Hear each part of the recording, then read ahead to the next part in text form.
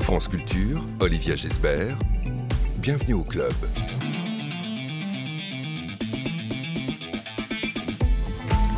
Bonjour à tous. Un club de la photo aujourd'hui avec Vincent Fournier, réalisateur de plusieurs séries dont Auctus Animalis ou encore Space Utopia.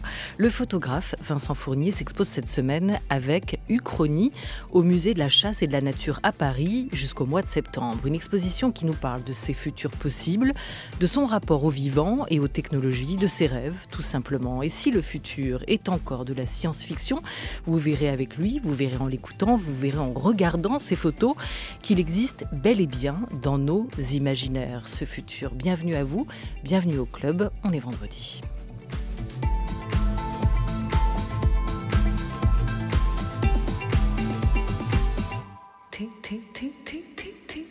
Une émission programmée par Henri Leblanc avec Anouk Delfino, préparée par Sacha Mattei, réalisée par Félicie Faugère avec Dimitri Paz à la technique. Et bonjour à vous, Vincent Fournier. Bonjour. Bonjour Olivia, merci de nous recevoir. Bienvenue dans ce club des passionnés de la photo, sachez-le. Vraiment ici, c'est un médium, un art que l'on adore. Vous êtes le Kubrick ou le Philippe K. Dick de la photo, vous, Vincent Fournier ? Alors c'est deux monstres sacrés que j'adore.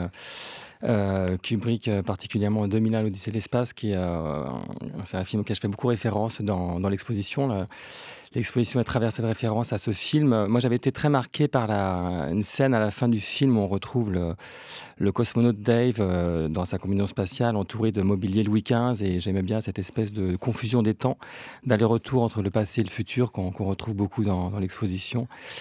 Et K. Dick, j'adore aussi d'ailleurs le titre Uchronie de l'exposition. K. Dick a un très bon exemple pour ça dans son livre Le Maître du Haut Château, où il raconte l'Amérique des années 50 occupée par le Japon parce que les Allemands auraient gagné la guerre. Donc voilà, c'est vraiment un type d'Uchronie qui m'a aussi beaucoup marqué. L'Uchronie, c'est le titre de votre exposition à voir à Paris au musée de la chasse et de la nature. C'est aussi un genre qu'on a plutôt tendance à rattacher quand même à la littérature, cette fiction imaginée à partir d'un point de vue historique. Comment est-ce qu'on fait de l'Uchronie en photo ? Comment est-ce qu'on fait de l'Uchronie en photo ? Alors moi, c'est vraiment un point de départ dont je me sers pour ensuite jouer avec. C'est vraiment un terrain de jeu avec lequel je vais travailler pour mélanger le passé, le futur. C'est le point de départ. On retrouve au début de l'exposition une grande mosaïque qui représente non pas des gladiateurs romains, mais un casque spatial. Donc voilà, dès le départ, on a la couleur de cette exposition. Et c'est une image qui montre un casque de la NASA que j'ai photographié dans les archives à Houston et qui est composé de plein de petits miroirs qui ont été assemblés par un bras robotique, et ça donne le point de départ. Ici, les Romains étaient allés sur la Lune, par exemple, et donc ça donne cette espèce d'image un peu décalée d'Uchronie. Voilà, vous êtes reparti des mosaïques antiques dans l'idée, dans l'imaginaire, et vous les avez aussi transformées, métamorphosées et projetées dans ce futur possible. Alors, imaginez le futur, est-ce que c'est d'abord pour vous, Vincent Fournier, se plonger dans une esthétique particulière ? Alors c'est vrai que ça produit des formes qui m'intéressent beaucoup en fait. Tout ce qui est, moi je suis passionné de science-fiction, d'univers utopique, d'imaginaire du futur. Voilà, c'est des choses qui viennent beaucoup de l'enfance. Je suis un peu nostalgique du futur de mon enfance, on va dire. C'est vraiment ça qui a nourri mon travail et que je prolonge ici. Et dans l'exposition, on retrouve surtout deux thèmes en fait. Il y a un thème qui a un lien avec l'imaginaire de l'exploration spatiale, et puis un autre thème qui a un lien avec l'imaginaire lié au vivant, surtout la réinvention du vivant dans une dimension à la fois poétique et aussi de prospective. Et cette histoire de futur, en fait, il y a le présent qui existe, et puis c'est surtout pour moi de trouver dans le présent des éclats d'avenir. C'est un peu la façon dont j'essaye de faire. Oui, en fait, toutes vos photos sont quand même aussi des voyages extraordinaires. Il y a de nombreux dessinateurs qui ont prêté en leur temps leur crayon au récit de Jules Verne pour les illustrer, que ce soit Neuville, Rioux ou encore Bennett. Et il y a des maîtres de la gravure sur bois. Ils étaient tous plutôt visionnaires, on peut le dire, comme l'auteur. Mais est-ce qu'ils ont, avec leur travail, avec ce travail-là aussi d'illustration que vous avez pu voir dans vos livres d'enfants, puisque vous disiez que cet imaginaire vient de cette enfance de la vôtre, comment est-ce qu'ils ont aiguisé votre regard ? de photographes avec leur crayon? Bah, ils l'ont aiguisé, ils l'ont stimulé, effectivement, à la fois par rapport à l'esthétique, encore une fois, les formes que ça produit, et puis les histoires que ça raconte, qui sont souvent dans un équilibre entre réalité et fantasme. Il y a une espèce de pas de côté aussi qui est intéressant. Ce sont des propositions qui sont comme des hypothèses, des prototypes de pensée. Et je trouve que enfin, moi, il y a un côté merveilleux en fait qui m'intéresse beaucoup là-dedans. Oui, il y a une esthétique, on le disait, mais il y a aussi forcément un goût pour le récit ou les récits, d'autres récits possibles que ceux d'aujourd'hui. Vos photos, elles n'ont pas d'enjeu que d'être belles, j'imagine aussi pour vous, non?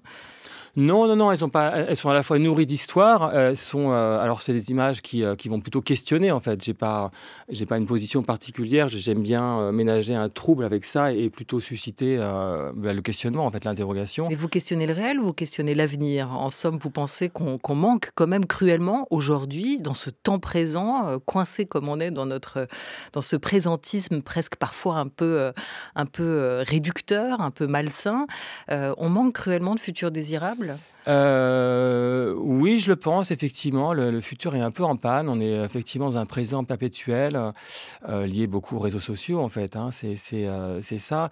Il y a ce livre d'Ariel Kirou que j'adore beaucoup, que j'aime beaucoup, qui s'appelle Dans les imaginaires du futur, où il raconte voilà, qu'il y a deux imaginaires très présents actuellement liés au futur. Un premier lié à la catastrophe, qui est représenté partout au cinéma, etc. Et puis un autre qui est plutôt une espèce de solution tout technologique. Et entre ces deux futurs, l'esprit est comme court-circuité. On a du mal un peu à se projeter. Et effectivement, on a du mal on a besoin de se projeter. Je crois que la vie, c'est une suite de projets. Et donc, on a besoin d'imaginer, de rêver. Ça fait partie de la façon dont on est fait. Et en ce moment, c'est vrai que c'est un peu compliqué. Mais se projeter, en tout cas pour l'auteur, pour celui qui s'y projette, et peut-être aussi pour le regardeur, le spectateur, c'est quand même un pari risqué qu'on s'y projette en photo, en BD ou en film. À en croire en tout cas le dessinateur Enki Bilal. Enki Bilal, c'est Nicopole, c'est Bug et tant d'autres. Il y a la littérature, mais il y a aussi le cinéma. Et ça, c'est quelque chose aussi qui m'a énormément influencé dans ma manière d'appréhender la bande dessinée aussi. Donc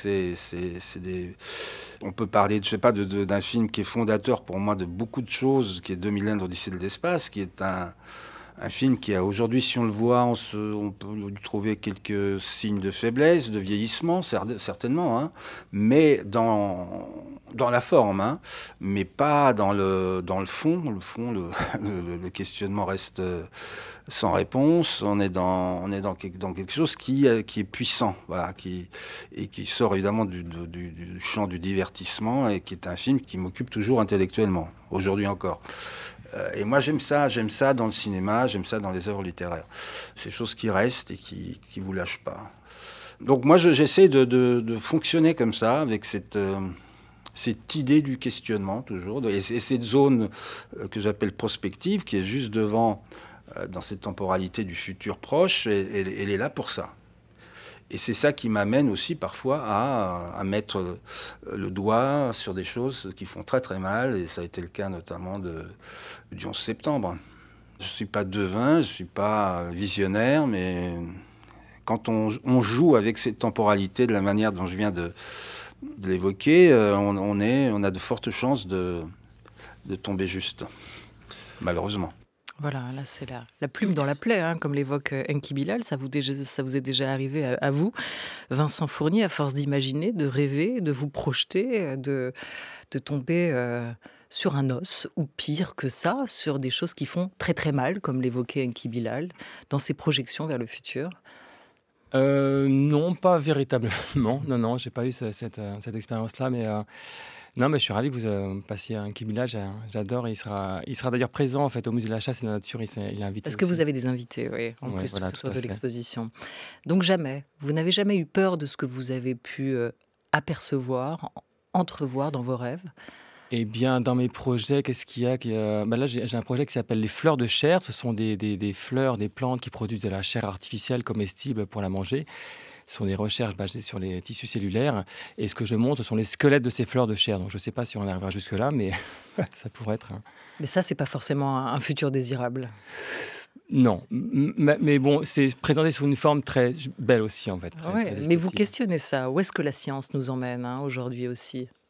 Ça fait partie des questionnements que soulèvent vos photographies. Oui, tout à fait. C'est un miroir à la fois de nos espoirs, parce qu'il y a beaucoup d'espoir là-dedans, puis il y a aussi beaucoup de crainte, parce que c'est l'inconnu. Donc ça questionne effectivement tout ça à la fois. Dans la vie, vous êtes comme ça, Vincent Fournier, toujours un peu entre deux mondes, toujours un peu lost in translation, comme dirait Sofia Coppola. Ah, je sais pas. Non? Oui, je sais pas. Vous êtes très terre-à-terre, vous. Il n'y a que dans vos photos que vous vous projetez comme ça ou Je crois que j'ai un peu les deux. J'ai les pieds assez sur terre et puis la tête dans les étoiles. C'est un équilibre entre les deux, en fait. Ouais. C'est ça, vous êtes entre les deux. Alors voilà, vous photographiez le futur, Vincent Fournier. C'est-à-dire que vous saisissez un temps qui n'est pas encore advenu, que vous prenez des images d'un monde qui n'existe pas encore. Vos photos sont à voir depuis le début de la semaine au Musée de la Chasse et de la Nature à Paris. On se retrouve dans quelques instants. France Culture, il est 12h12.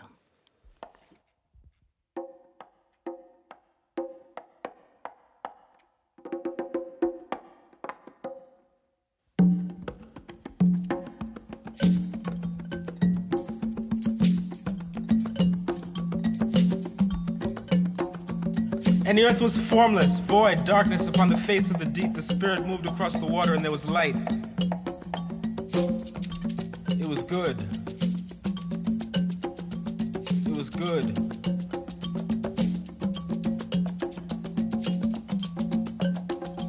And the earth was formless, void, darkness upon the face of the deep. And the Spirit moved across the water and there was light. It was good.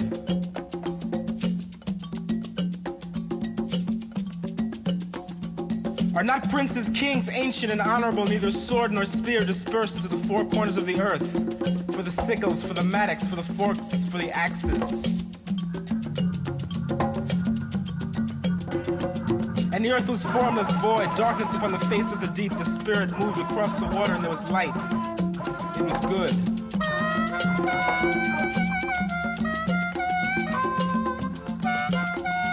And the earth was formless, void, darkness upon the face of the deep. The Spirit moved across the water and there was light. It was good.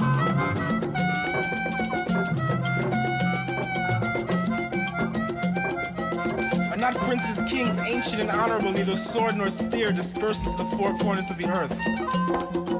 For the sickles, for the mattocks, for the forces, for the axes.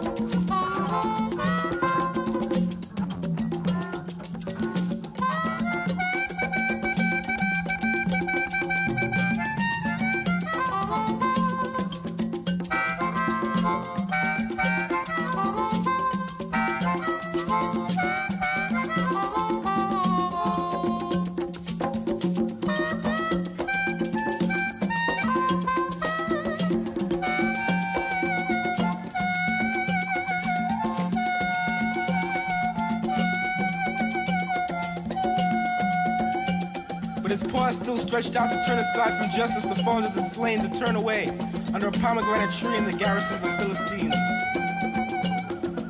For the sickles, for the mattocks, for the forks, for the axes.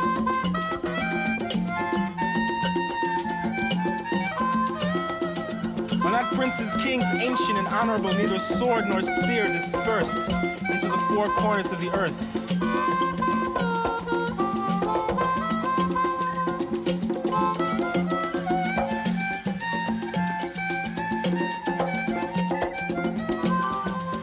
His paws still stretched out to turn aside from justice, to fall under the slain, to turn away under a pomegranate tree in the garrison of the Philistines.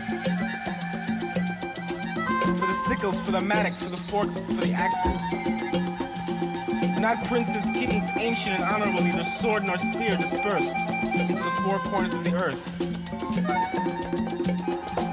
And the earth was formless, void, darkness upon the face of the deep. The Spirit moved across the water and there was light.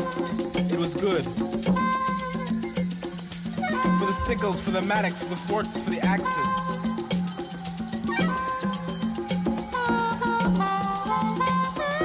But not princes, kings, ancient and honorable, neither sword nor spear dispersed into the four corners of the earth. Sharp rock on one side, sharp rock on the other side.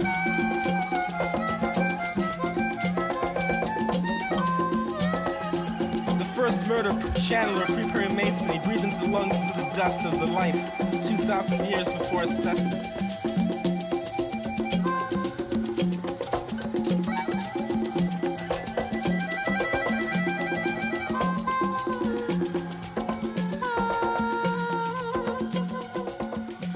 Un printemps 100% Basquiat qui vient de s'ouvrir. On vient d'entendre un morceau extrait du film Downtown 81. C'est une sorte de déambulation dans le New York des années 80, dans le village, comme on dit, avec ses stars, et notamment Basquiat, dont on vient d'entendre la voix, avec Quatamundi pour ce Palabras con ritmo. Alors, si vous êtes fan, il y a un podcast de nos confrères, amis, camarades de FIP, Basquiat Soundtracks, à écouter, ou une expo, Basquiat Soundtracks toujours, qui est à voir à la Philharmonie de Paris jusqu'au 30 juillet. Et enfin, je vous dis, c'est du total 100% Basquiat. En ce moment, l'exposition qui vient de débuter à la Fondation Vuitton, c'est Basquiat avec Andy Warhol à 4 mains. Ils ont peint ensemble et c'est cette conversation, ce dialogue que la Fondation vous présente actuellement. France Culture, bienvenue au club. Olivia Gesbert. L'aventure spatiale, les architectures dingues, utopiques, un peu folles, les robots humanoïdes. On est en compagnie aujourd'hui du photographe Vincent Fournier. Il y a 10 ans, vous avez croisé vos photos et la musique de Sébastien Gaxi pour une création hybride intitulée Auctus Animalis. Une fable, une sorte de fable, un conte initiatique, tout plein d'animaux augmentés. Sans la musique, vous n'auriez pas pu donner vie aux images, comme vous l'avez fait dans cette série, dans cette exposition. Vous avez pensé photographie et musique ensemble. Alors effectivement, c'est un travail qui a été réalisé dans le cadre du prix Swiss Life à 4 mains. Donc c'est un prix qui récompense la collaboration entre un musicien, un compositeur et un photographe. Donc c'est vraiment un travail qui a été fait ensemble. Et ça s'appelle Auctus Animalis, ça veut dire animal augmenté. Donc c'est un peu un prolongement du dernier projet que j'avais fait qui s'appelle Post-Natural History, mais qui est moins dans le post-naturalisme, en fait, qui est plus lié à, effectivement, dans le domaine du fantastique. On a franchi un cap par rapport à l'imaginaire, on est moins dans le réel. Et c'est une fable, un conte qui raconte l'histoire d'un bestiaire de créatures hybrides qui sont entre deux mondes et qui ne trouvent pas leur place sur Terre et qui, pour retrouver un certain équilibre, vont se transformer en étoiles. Donc c'est vraiment le récit de cette transformation d'espèces en étoiles. Donc on est vraiment sur le territoire de l'enfance, du conte, du récit initiatique. Et voilà. Qui vous a permis, vous, en photo, d'inventer un langage nouveau ? Ça m'a permis de le prolonger, effectivement, de sortir un petit peu du naturalisme dans lequel j'étais avec ce précédent projet et de l'emmener sur un autre territoire. Donc c'est autre chose, en fait. On reste toujours dans l'idée du bestiaire associé au cabinet de curiosité, une espèce d'expression de la différence, de la diversité. Ça parle aussi de l'environnement, mais de manière assez poétique. On a par exemple un oiseau qui s'appelle le tempestaire. Tempestaire, c'est une figure dans la mythologie qui représente, c'est un chaman en fait qui vient contrôler les éléments célestes, la pluie, la tempête. Et là, ce petit oiseau en fait, il a des filaments et quand les filaments vibrent, il va produire de la musique et selon la musique qu'il va produire, ça va réchauffer ou rafraîchir l'atmosphère. Donc voilà, ça parle de. Donc chacune des espèces en fait a des particularités. C'est présenté comme des planches encyclopédiques avec une plaque en laiton qui vient décrire en fait l'histoire qu'on voit sous les yeux. Et alors la bande son, elle rugit. Elle barille, elle cuit. Je sais pas, mon vocabulaire en termes de bestiaire sonore est pas très fort. Si vous voulez ajouter quelque chose, non ? Non, mais c'est exactement ça. C'est pas mal ? Ouais. On l'écoute.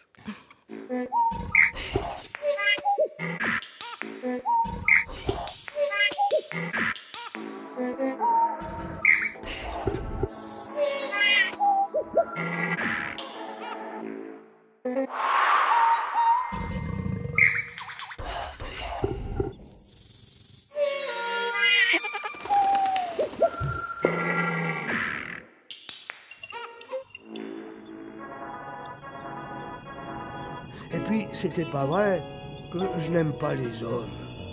Mais ce que j'ai compris, c'est qu'ils ne sont pas seuls.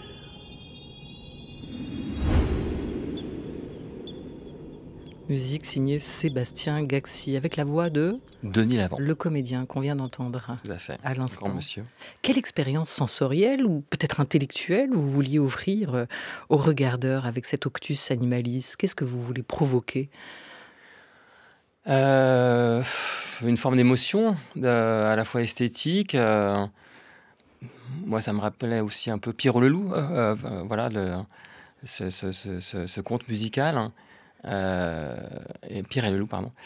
Voilà, toutes ces choses, en fait. Un côté merveilleux scientifique aussi, parce qu'il y a quand même... j'ai associé un petit peu de technologie parfois dans ces créatures. Par exemple, on a une raie manta qui produit sa propre empreinte acoustique dans une espèce de motif comme ça, de bulles, pour échapper à ses prédateurs. Donc, elle crée un leurre. Donc, à chaque fois, on retrouve ces choses-là qui se mélangent. C'est aussi créer des rencontres improbables, en fait, des choses assez inattendues, de la surprise, de l'émotion, du questionnement. Voilà, l'expression d'une diversité, en fait, ce qui est un cabinet de curiosité, Et le musée de la chasse et de la nature se prête très très bien à cet endroit-là parce qu'effectivement ça résonne parfaitement. Et l'idée c'était aussi dans ce musée de créer un dialogue, un parcours avec les œuvres de la collection en fait. Hein. Donc on s'est beaucoup amusé avec Christine Germain à choisir les places et à raconter des histoires, des résonances. À la fois formelles, des matières, des formes, etc. Puis aussi des choses qu'on plus liées à l'histoire de la chasse et de la nature. Oui, c'est vraiment un écrin ce musée. On aimerait pouvoir le délocaliser partout en France pour que tout le monde puisse s'y rendre aussi facilement que les Parisiens.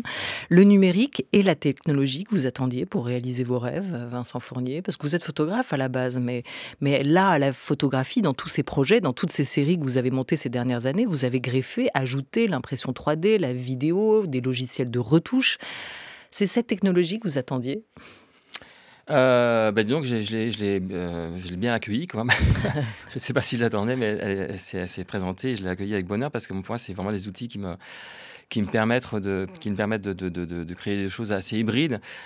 En fait, je travaille plus avec des idées qu'avec des outils. En fait, je vais avoir des idées, puis après, je vais trouver des outils pour réaliser ces choses-là. Et je travaille avec plusieurs personnes, en fait, à chaque fois, comme un espèce de mini-studio, finalement. Par exemple, cette nouvelle série qui s'appelle Flora Incognita, ça a été réalisé par de la photogrammétrie. Donc, c'est une technique particulière. Au départ, on a vraiment des vrais spécimens de fleurs et qui sont photographiés à 360 degrés par plusieurs points de vue comme ça, qui vont reconstituer ensuite une image et que je vais pouvoir ensuite déformer. Donc là, j'ai créé après des algorithmes de déformation, comme une espèce de vent inconnu qui vont venir déformer chacune de ces espèces. Donc voilà, il y a beaucoup effectivement d'outils technologiques derrière. Et on retrouve ça, oui, beaucoup dans mon travail. Oui. Et quand vous sortez de l'École nationale de la photographie de Arles, en 97, il n'y avait pas tout ça finalement. Ça vous a permis d'ouvrir vraiment les champs des possibles. Est-ce que vous vous sentiez un peu limité auparavant ? Je ne sais pas si je me sentais limité en fait, mais à l'école d'Arles, je commençais déjà en fait à travailler avec les outils numériques en fait. Hein. J'ai vraiment commencé très très tôt. Enfin, dès que les outils sont apparus, je m'en suis saisi pour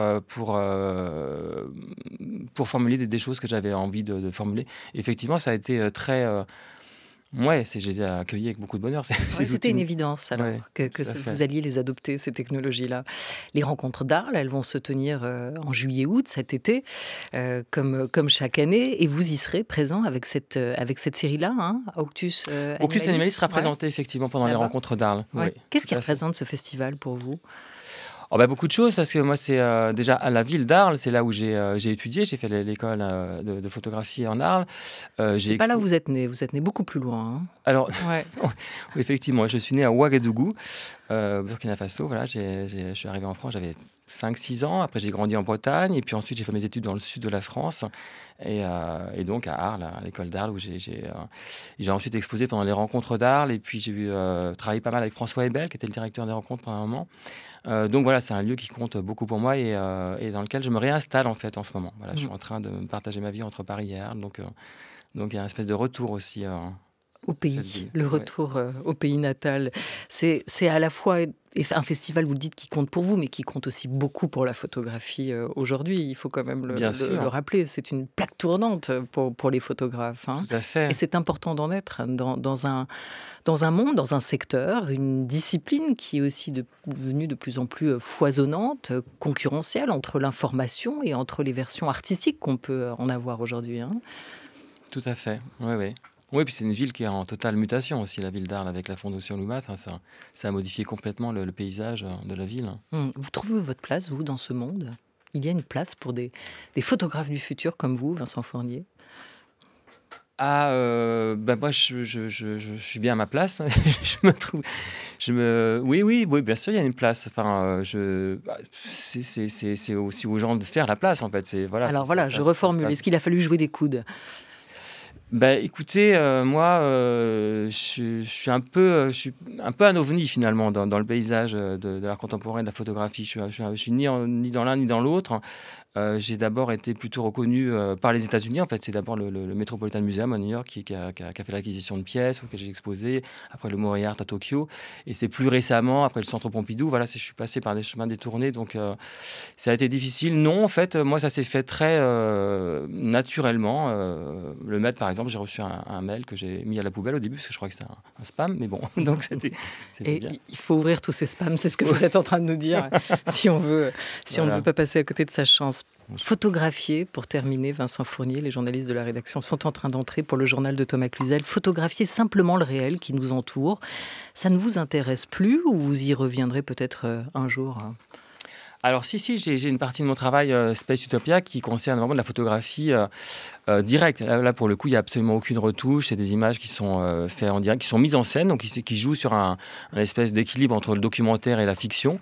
Mais on est vraiment dans la photographie classique, en fait, là, pour le coup. Là, c'est une série que vous avez débutée il y a longtemps aussi, en 2007. C'est votre voyage à vous dans l'espace. Ce sont des lieux notamment qui comptent à travers le monde, les lieux de l'exploration spatiale pour ce Space Utopia, ce Space Project que vous avez aussi, Vincent Fournier. Mais c'est quoi le réel, au fond? Vous qui aimez bien souvent citer Borges dans L'Immortel. Nous acceptons facilement la réalité, peut-être parce que nous sentons que rien n'est réel. C'est ça votre définition aussi à vous du réel? Je trouve, oui, très juste. Ouais. Ouais, rien n'est réel de ce monde. Qu'est-ce qu'il est quand même un peu? Ce qu'il en reste, une fois qu'on a tout enlevé.